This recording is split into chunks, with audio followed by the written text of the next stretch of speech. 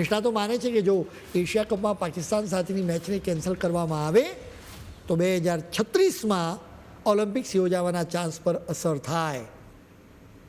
તમને ખ્યાલ હશે કે 2036નો ઓલિમ્પિક્સ અમદાવાદમાં યોજાવા માટેની તડામાર તૈયારીઓ કરવામાં આવી રહી છે.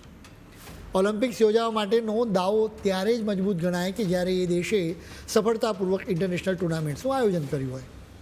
હવે એશિયા કપ જેવી મોટી ટુર્નામેન્ટ્સની મેચનો બહિષ્કાર કરવામાં આવે તો એનાથી ખોટો મેસેજ જઈ શકે છે. ઓલિમ્પિક્સ કમિટીના સભ્યોને અસ્થિરતાનો મેસેજ જઈ શકે છે.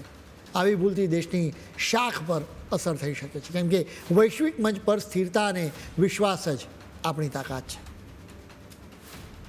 ખેલની દુનિયામાં અત્યારે ભારતને કોઈ ભૂલ પરવડી ન શકે. ઇન્ડોનેશિયા અને તુર્કી પણ ઓલિમ્પિક્સ યોજવા માટે મેદાનમાં છે.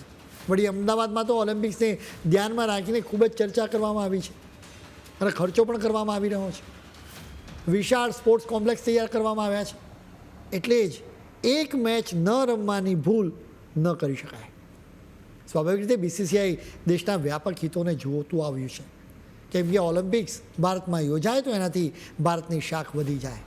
એટલે જ આ મેચ રમવી એ કદાચ દેશના હિતમાં છે.